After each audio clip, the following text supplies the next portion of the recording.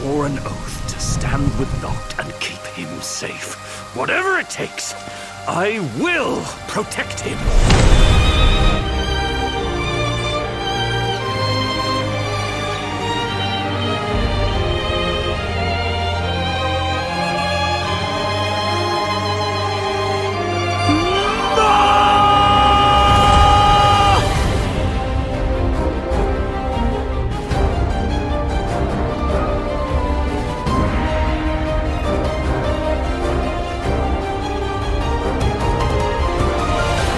Number 5, Ignis from Final Fantasy 15. Ignis, not only is he my favorite Final Fantasy 15 character, he's one of my favorite characters of all time. Funny enough, Final Fantasy 15 was actually my introduction into Final Fantasy. I never grew up with Final Fantasy, mainly because, one, I wasn't really allowed to play them as a kid, but even if I was, I didn't have access to them. And so I didn't really get into it until 15 came out, and I loved it. It's, to this day, probably still my second favorite Final Fantasy game. And I really just grew like such an appreciation for just like all the characters in the game. Noctis, Prompto, Gladio, Ignis.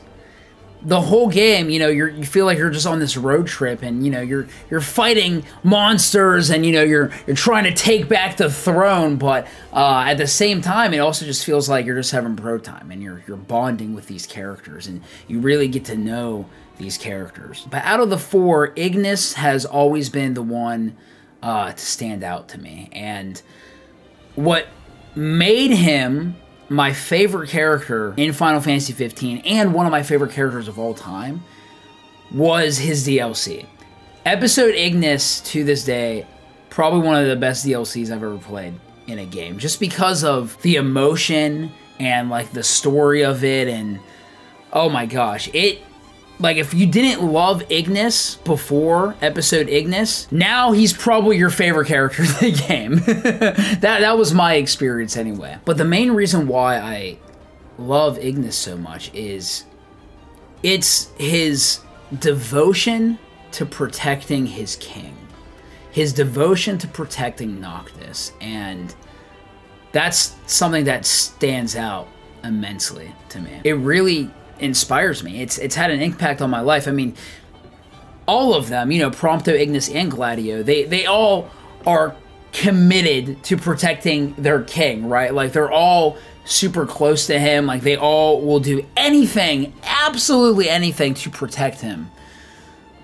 But Ignis literally sacrificed his life. Like, literally put his life on the line for Noctis, and went, if you ask me, farther than anybody ever did for Noctis. That moment in Episode Ignis where it's him and Arden and he's surrounded and he puts on the Ring of the Lucii. To give you like the short version of the lore behind the Ring of the Lucii, it's a ring passed down through the royal bloodline, and it allows its wearer to channel the power of the crystal.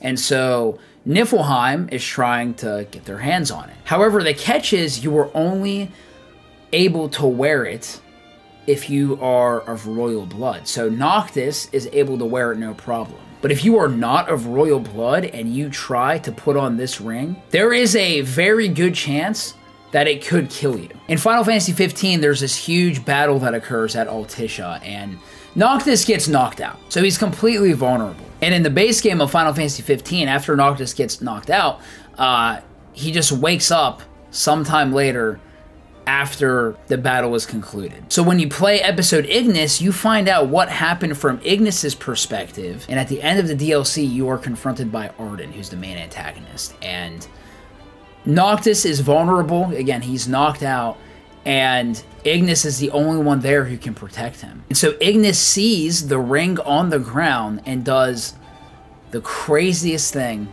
imaginable. He takes the ring and he says, you know what? I swore an oath to protect Noctis and keep him safe.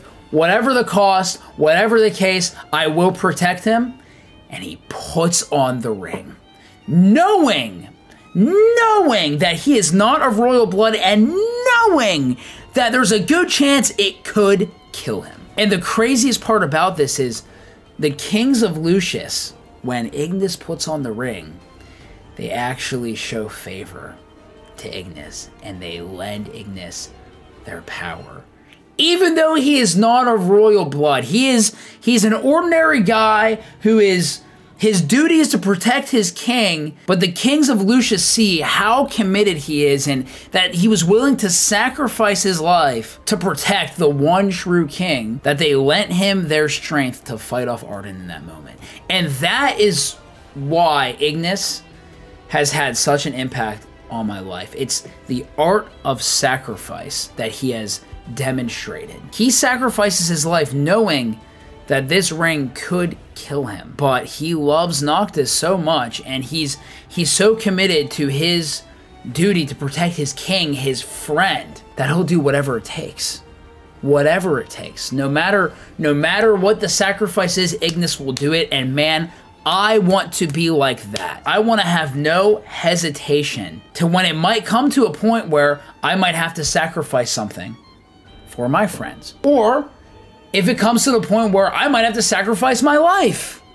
You know, I'm not saying a situation like that's ever going to happen, but Ignis truly has inspired me and left such an impact on me to the point where, man, I want to be like Ignis. Like, if there is one character on this list that I could aspire to be like the most, it's Ignis from Final Fantasy 15. 100%. Now, the ring doesn't kill him, but he does indeed suffer the consequences. He loses his eyesight. But you can tell that even though Ignis knew the consequences and even though he did lose his sight, he didn't regret it because he's protecting his friend. Ignis really inspires me, man. Like I said, if I would want to be like one person on this list, if I could aspire to be like one, it's Ignis. Easily. And the crazy thing about his DLC is you can actually unlock an alternate ending. So you can actually, instead of fighting back Arden right away, you can actually choose to go with him. And if you choose to go with Arden, he reveals himself to Ignis. And Ignis still puts on the ring, and you are given a choice midway through fighting Arden, whether if you want to give up, risk your life, or sacrifice your life in order to keep fighting. And if you say give up or even just risk your life, you're not going to win the fight. But if you choose to sacrifice your life, the game literally gives you a choice. You will harness the full power of the ring, you'll beat Arden, and it actually paves the way for an alternate ending that ends up being a good ending, where everybody survives. And it makes Ignis the hero. It's an ending where Ignis is the hero. And Noctis still goes into the crystal and, you know, 10 years later comes out and he is ultimately the one who defeats Arden because he's the only one who can kill Arden. But everyone survives. Even Ravis. Ravis is alive by the end of it. Ignis is such a good character. It's ultimately his sacrifice for his king, for his friend, for his brother. That touched me in such a way. Because sacrifice is the greatest form of love that any one person can show to another. And man, if I want to be somebody who wants to love everybody to the best of my ability, I need to be ready to sacrifice. Now, I'm a Christian, so sacrifice means so much to me. You know, I love seeing these themes, and especially in video games, because Jesus sacrificed himself on the cross, took our sin so that we might be holy, that we would be clean. And Jesus even says in John 15, greater love has no one than this, than to lay down his life for his friends. Sacrifice really is the greatest expression of love that any one person can ever show to another. And I keep saying that over and over again because it really is so impactful, and it really is just, it's so good. You know, whether it's sacrificing your stuff for someone, sacrificing your time, or sacrificing your life. You know, sacrifice looks different for a lot of people. There's a lot of ways that you can sacrifice things for other people. But at the end of the day, it is the greatest expression of love that you could ever show to somebody. And that's why Ignis... Honestly, Ignis was going to be a little bit higher on this list. But these next 4 characters, I mean... Gosh, I can just relate to them a lot. And so we're going to get to that in a little bit. But, yeah, Ignis, man.